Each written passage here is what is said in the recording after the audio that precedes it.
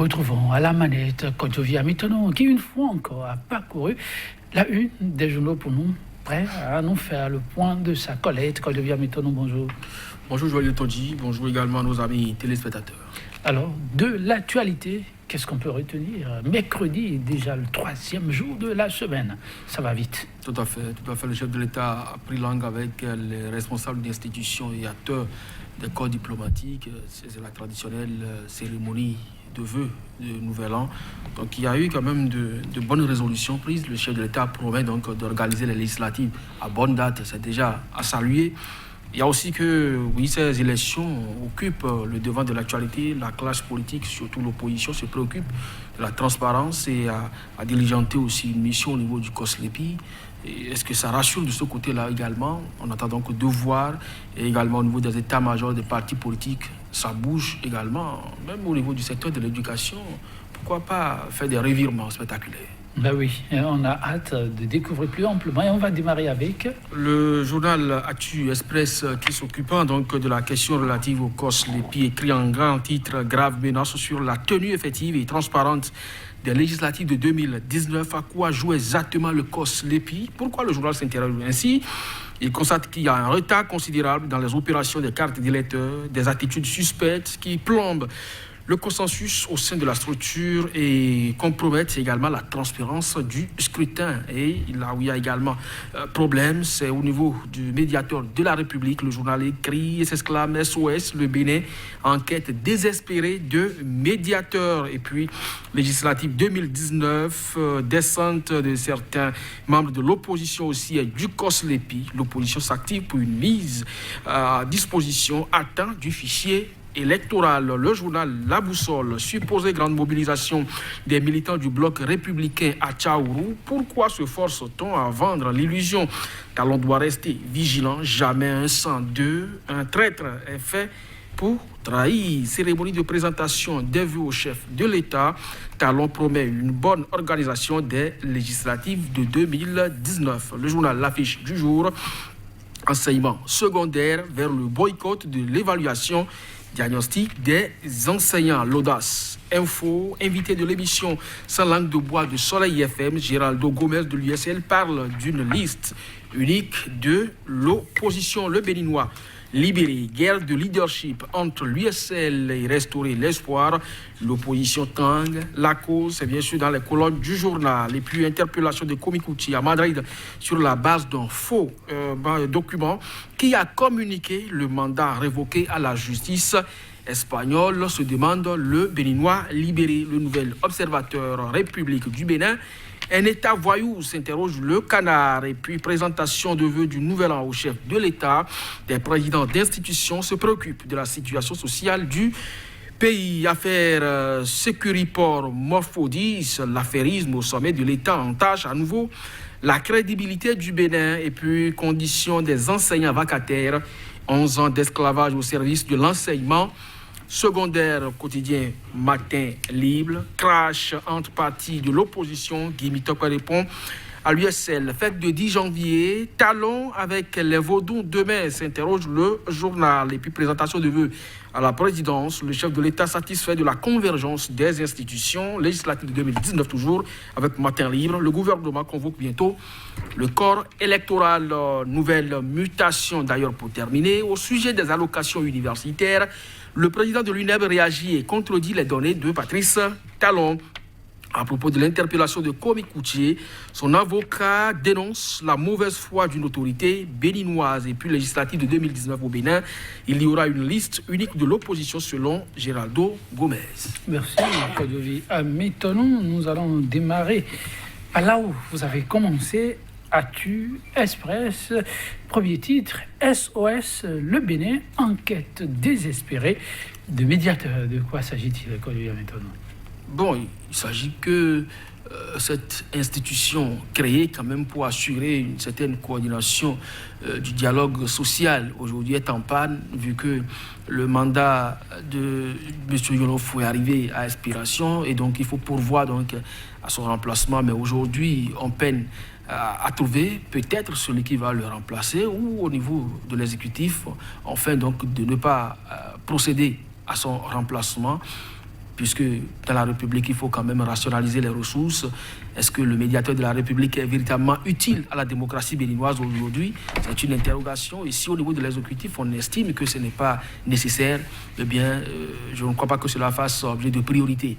Mais toujours est-il que c'est une institution de la République prévue par les textes. Ce serait quand même bien qu'au niveau donc de l'exécutif, on monte au créneau, si tant est qu'on veut continuer avec, qu'on le dise clairement à l'opinion publique nationale, sans quoi le journal est en droit d'écrire ce titre, on en a besoin, et de façon désespérée, on en recherche. Présentation de vœux du nouvel an au chef de l'État. Nous sommes là avec le nouvel observateur des présidents d'institutions se préoccupe de la situation sociale du pays. Oui, ne pas le faire, c'est un secret de polichinelle, hein, tout le monde sait à quelque niveau qu'il se trouve, que ça ne va pas. Cette fois, on n'a pas entendu le président de l'Assemblée nationale, comme en 2018, dire que le Bénin est méprisé, vassalisé et complètement donc désabusé. Donc, je crois qu'aujourd'hui, chacun regarde donc en face et constate que ça ne va pas, que les citoyens mangent difficilement et que le panier de la ménagère, comme quelqu'un l'a dit, devient de plus en plus squelettique. Donc, il est quand même temps que le chef de l'État prenne donc le taureau par les cornes. Il l'a dit, 2019, c'est notre année croisière. Nous allons atteindre la croissance 7%. Il faut donc que la barre de la pauvreté commence donc pas à connaître sa phase descendante, parce qu'aujourd'hui, elle est beaucoup plus croissante et que, comme le chef de l'État l'a également promis dans son discours sur l'état de la nation, qu'on engage maintenant des actions durables pour l'éradication de la pauvreté. Il en va donc du bien-être de tous et c'est ça aussi la prospérité partagée. Tout à fait. On parle des situations sociales, mais il aurait été aussi question de la situation politique, rapporte La Boussole. Lors de cette cérémonie de présentation devait, oui, je lis exactement le titre, Talon promet une bonne organisation des législatives de 2019, nous rapportent nos confrères de La Boussole. Oui, je crois que cela devait rassurer Médéric Gongo avec son journal Actu Express qui se préoccupe de la situation au niveau du COSLEPI. Si le chef de l'État promet donc l'organisation à bonne date et de façon transparente des législatives, ça voudra simplement dire que les moyens sont disponibles et aussi bien matériels, techniques que financiers. Sur le plan technique, c'est là où beaucoup plus les gens s'interrogent, ça murmure beaucoup. Est-ce qu'il y a collision entre le COSLEPI et RAVIP? On n'en sait véritablement rien. Est-ce que les cartes d'électeurs seront disponibles à bonne date? On n'en sait véritablement rien. Qu'est-ce qui véritablement est fait à ce niveau-là pour que les populations soient rassurées? On n'en sait rien. Maintenant, si le chef de l'État pense que c'est à bonne date, on n'est pas dans les secrets des dieux. On croit que les choses travaillent à ce niveau-là pour que ça soit de plus en plus rassurant et qu'on ne soit pas boudé au lendemain donc de ce scrutin. Parce que de plus en plus de canards nous présentent ces articles-là où des doutes planent sur la transparence du scrutin.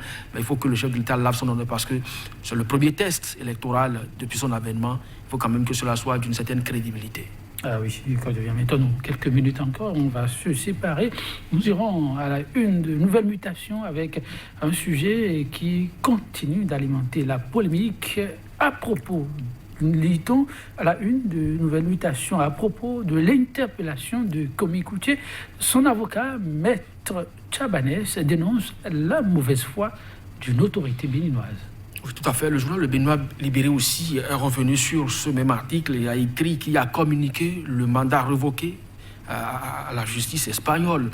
Parce que oui, le document brandi aujourd'hui par l'État béninois dans ce dossier est également exhibé par la justice espagnole qui a servi donc de tremplin pour interpeller le ministre, les Argentiers, c'est bien sûr ce mandat d'arrêt, mais qui en réalité ne devrait plus faire foi de droit. Donc à partir de cet instant, on se demande qui a pu véritablement opérer ce choix. Je vous l'ai dit, ça fait quand même une énième fois que l'on revienne sur ce genre de fête. Le Bénin a mordu la poussière à la Cour africaine des droits de l'homme et du peuple. C'est dans le dossier 18 kg de cocaïne.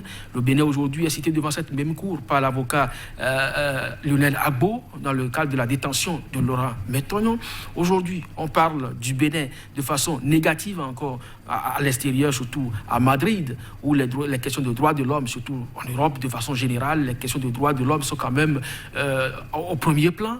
Et on estime que c'est un document, un faux document, qui aurait servi donc de prétexte. Si cela s'avérait, je crois que le chef de l'État doit pouvoir donc tirer la sonnette d'alarme. Lui qui s'est réjoui de la bonne santé de notre ministère des Affaires étrangères, il faut quand même qu'on travaille à assainir les choses pour que l'honneur du Bénin soit quand même redoré, parce que ça fait déjà trop. On s'humilie facilement. Oui, quand je viens Métonon, et sur ce dossier, à la dernière minute, apprenons-nous, l'avocat de l'État a réagi déjà pour certifier de la validité des documents. Reste à en apporter la preuve à la justice. On suit cela de très près pour nos téléspectateurs quand je vis à Métonon. Dossier éducation, puisqu'on dit qu'on peut encore évoluer. L'affiche du jour, le temps est peut-être plus élastique aujourd'hui, enseignement secondaire vers le boycott de l'évaluation diagnostique. Ça, c'est un boycott. Nous l'avons déjà plusieurs fois dit ici, puisque les enseignants ont déjà été évalués une fois et que le résultat n'est pas rendu public. On ne comprend pas aujourd'hui pourquoi on s'évertue à continuer, pas chercher à évaluer les enseignants. Les curricula, tout ce qui est aujourd'hui enseigné, c'est la politique éducative, ce n'est pas les enseignants qui le définissent, c'est l'État qui le fait, qui le met donc à la disposition du système éducatif. Il y va donc de la responsabilité du ministre Kapouma Ouyon que cette évaluation soit appréciée pour que de façon juste, on sache quoi faire. Ce n'est pas l'évaluation qui pose problème. Merci, Cordelia Métonon. Mesdames, Messieurs, merci aussi pour l'attention. À demain.